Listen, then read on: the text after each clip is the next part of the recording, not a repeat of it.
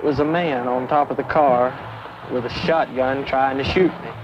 I feel like I've lost all my rights as a citizen. If I have to go to the electric chair and die, I know this will help some other boy or girl from getting in this trouble. The people you have just seen are real people, all victims of drug abuse.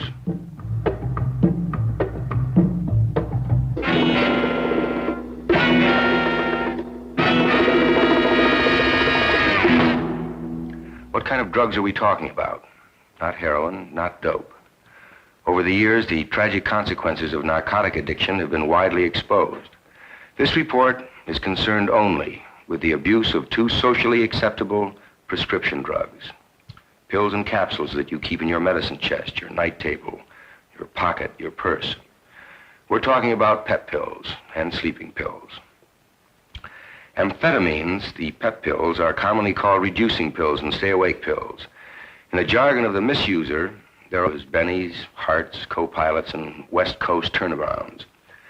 Barbiturates, the sleeping pills, bear colorful names like Goofballs, Red Devils, Yellow Jackets, Blue Heavens, and Rainbows. Now, these rather gay and affectionate nicknames highlight the magnitude of the illegal traffics, and they also reflect the casual manner in which pep pill and sleeping pills are handled and consumed. To explain briefly, here is Dr. James L. Goddard, Commissioner of the Food and Drug Administration. The illegal traffic in these drugs in this country is a very major problem today. About 10 billion of these pills manufactured each year for legal uses. About half of these, or 5 billion, find their ways into illegal channels and are ultimately misused. 10 billion doses. Simple mathematical translation: enough pep pills to keep every man, woman, and child in the United States awake and jumping for about a week. And enough sleeping pills to plunge them into a round-the-clock stupor for another week. The demand is enormous. The amphetamines are central nervous system stimulants, and as such, they're often used to buoy up a patient's spirits or used in help controlling an individual's appetite when weight reduction is desired. The barbiturates are central nervous system depressants, and they're used to calm a patient, to help sedate an individual, to help assist in sleep. But here is the hard core of truth, which has not yet gotten through to millions of American adults and teenagers. Pep pills and sleeping pills, when improperly used, can be just as dangerous as taking dope. And the results of drug abuse can be just as tragic, sometimes even worse. Well, drug abuse is the intentional misuse of a drug by an individual when it's not been prescribed by the physician for the specific purpose, specific use for that individual. Now, we have to recognize that drugs today are very potent, and that the use for a purpose other than originally prescribed can cause great harm rather than the good that was originally intended. This is particularly true with the amphetamines and the barbiturates. These drugs affect the central nervous system. One is a depressant, the other is a stimulant. And their continued misuse can cause mental, physical deterioration, can lead to severe emotional problems, alterations of the psyche, may lead to suicide or accidental death. I was very lucky that I wasn't really hurt, killed.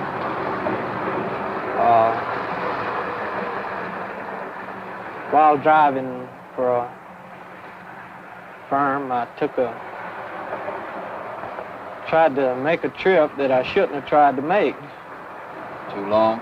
Too long of a trip, staying up too much. No sleep? No sleep. Were you taking pills? Yes, sir. Pills help stay awake. Well, as I started seeing things, I saw, to begin with, a car sitting in front of me. It was as though I had woken up from a sleep. There was a lady standing beside the car, telling me it was a man on top of the car with a shotgun trying to shoot me. And I began to try to shake him off going down the road by swerving and jamming on brakes and what have you. After staying with the wheel and all, trying to get rid of him and shooting back at him, I had a pistol with me and I shot back at him. He was still there, determined to get me, it looked like. I come into a town not knowing where I was or anything. I figured maybe by wrecking the truck I could shake him up enough I could get away from him. I aimed it for a large pecan tree, but very fortunately I didn't hit him. I did take down a fire plug and a few other things around there. Now, what happened when the police took you downtown? Well, they was already on to what had happened by my condition and all, and didn't believe my story. And I finally got one to go down and take a look at the truck, the hole in the windshield that I had shot. This victim of drug abuse exhibited some of the typical psychological symptoms of pep pill poisoning: feelings of persecution, reckless behavior, seeing things or people that aren't there. One of the unfortunate things about amphetamines and their abuse is that the individual himself often doesn't perceive or see the changes that occur. He doesn't realize what's happening to him. There are some physical changes, such as changes in the ability for fine movements, the discriminatory movements. Other changes involve the heart and the rate at which it beats. The heart rate may increase greatly. It may even lead to total cardiovascular collapse. The individual's physical appearance may change. He may look entirely different under the use of these drugs and without them. Here's a photograph, two photographs of young men taken 2 months apart. And I think you can see perhaps the marked change in this individual's physical appearance that occurred in this short period of time with the heavy use of amphetamines. Pep pills taken in excess have a serious potential for harm. But the abuse of barbiturates, sedatives and sleeping pills, can be far more dangerous. For barbiturates today are the #1 cause of death by poisoning in the United States. Abusers of sleeping pills and sedatives fall into two major groups. The first group, adults who take self-administered doses to calm jittery nerves and secure restful sleep. Because overdoses of sleeping pills produce mental confusion and distortion of time, the victim loses count of how many pills have been taken, and the results can be coma and death. The second group is made up of kick-happy juveniles out for cheap thrills, eager to be part of the gang. This includes teenagers and young adults from every section of the country and every economic bracket. Like narcotics and other mind-affecting chemicals, overdoses of barbiturates offer a blurred escape from the facts of life and personality problems and release the victim from all sense of obligation and guilt. The drug problem, as I have observed it, exists among the middle and upper income bracket people rather than the poorer class of people. My brother lost his job. His wife divorced him. He was separated from his family. He was in hospitals at different times. The doctors tried to get him off the drugs, but he couldn't seem to let it alone or resist using them for some reason. As far as I know, he continues to use them whenever he can get his hands upon them. He has not been in the hospital recently, but he is still addicted to the drugs. He still takes them. Well, the individual who is misusing barbiturates commonly finds that he has to take larger and larger amounts in order to produce the desired effect. Now, as this goes on, he ultimately reaches a dosage level where if he fails to receive the drug, he becomes physically ill. When this takes place, he's truly addicted. And as with other addictions to the hard narcotics, the withdrawal of this individual from the drug becomes a serious problem. In fact, many feel that it can be more serious and dangerous to withdraw a barbiturate addict from his drug than a narcotic user from heroin or morphine. When withdrawal does occur, the person becomes very ill. He experiences pain, may go into deliriums, have high fever, and convulsions. The individual may die. In the lifespan of man, youth has traditionally been the moment for experimentation, adventure, self-analysis, and rebellion. Rebellion against parental authority and social restrictions. Since the beginning of time, however, growing older has taken care of all that. But the swift advances of modern technology have changed the pattern. An overdose of Bennies can wash out every inhibition, and a couple of goofballs can transport you to a limbo world where nothing matters, not even you. The following is what happens when Bennies and goofballs taken together are abused over a period of time. I had a very bad accident under the influence of these drugs. I had 36 stitches in the head and face. I went through the windshield. It was at night, about 1 o'clock. I was coming home. I just totally blacked out at the wheel. Before I blacked out at the wheel, I was seeing the road move. I was seeing cars that weren't there, lights that were there, weren't there. It was all black. And the next thing I knew, I woke up bleeding in the face. I couldn't see nothing. I was in the hospital. Quit for about a year. Then I ran into this friend of mine that I met that got me the pills in the first place, and he had more pills. I started taking them on the weekends. How do you feel it's affected your life? Well, I feel like I've lost all my rights as a citizen. Whenever something goes wrong, it falls on me. I've been sent to jail now for disorderly conduct when it was just self-defense, but because of my record, I was found guilty and I was put away. How did these drugs affect your mind? My mind, I had an IQ of 120. I was very alert in school, very alert on the job. And I noticed I was losing this alertness the more I would take these pills. I would find out I was a little slower in my mind. My body, physically, my blood pressure is low. I'm nervous all the time. I get nervous and upset over little things that would ordinarily not bother me. I went to the doctors, and he says it was the cause of these pills that did this.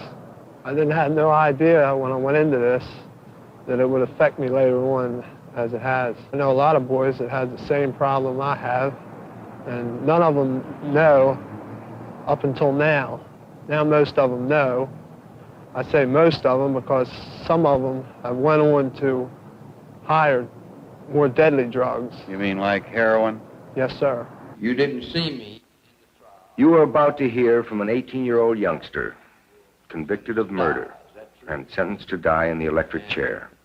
The purpose of this live interview was to record any statement this youngster might wish to make on advice of counsel relating to his experience with drugs. The interview was conducted throughout by defense counsel who asked all the questions. Some were not directly related to the subject matter of this report. This irrelevant material has been deleted in the interest of justice. What were these pills? Were they pills or powders? These little teeny capsules. What were they called? Red birds, blue heavens, yellow jackets.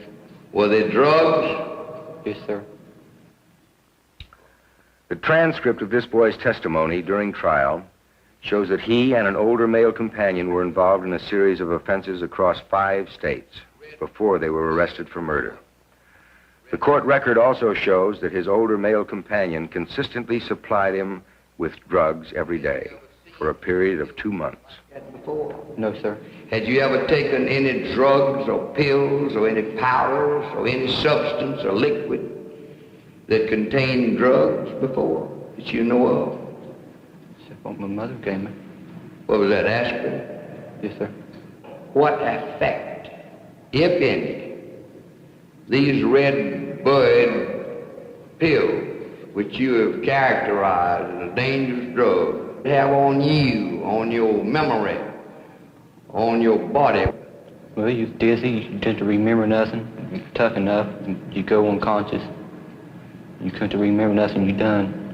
But the worst part about it is coming off of them. Now, do you have any advice for the teenagers or the children of America, like yourself? Well, I would like to say, if I have to go to the electric chair and die, and know this will help some other boy or girl from getting in this trouble, I'd like to say that keep away from people that mess with dope and drugs, stuff like that. For years now, the Food and Drug Administration has been fighting the underworld traffic in these drugs, using every legal resource at its command. But it wasn't enough. Loopholes in the Federal Food, Drug, and Cosmetic Act limited FDA efforts. Brilliant scientific sleuthing and undercover investigation traced black market drugs to their source of diversion from legitimate channels. But FDA couldn't take action until the drugs were proved to be interstate commerce moving across state lines. Drug pushers had to be caught in the physical act of selling the drug illegally. And FDA inspectors had to have the cooperation of United States Marshals in order to make arrests and seizures. Decisive action by the President and the Congress was taken to plug these loopholes. The Drug Abuse Control Amendments were enacted by the Congress and signed into law by the President on July 15, 1965.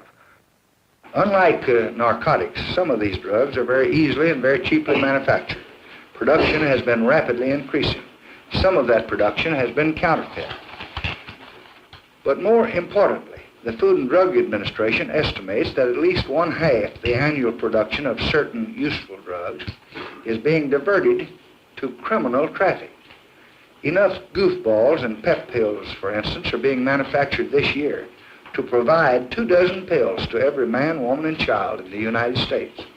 We know all too well that racketeers in this field are making easy victims of many of our finest young people. The Congress hopes, and I hope, that this act will put a stop to such vicious business. These amendments give us sharp teeth to enforce the food and drug law, and we think will make a significant contribution towards helping us solve the problem. We will be able to require the manufacturers, the wholesalers, the distributors, and the retail pharmacists to maintain accurate records of their shipments and receipt of the barbiturates, the amphetamines, and other drugs of this nature.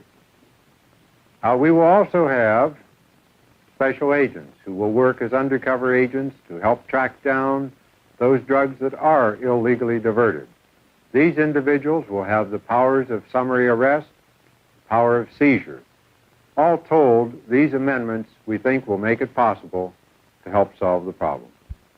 We'll join with many other agencies in an educational campaign aimed at parents and teenagers to help them understand the dangers of misuse of these drugs.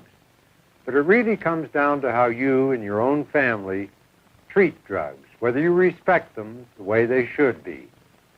If you do your part in this job, along with the enforcement activities, we can solve this national health problem. There are the facts. There is only one way to interpret them. Take these drugs only on doctor's orders and handle them with respect. Avoid the good-bad drug dilemma. This is Paul Newman at Universal Studios in Universal City, California. Thank you.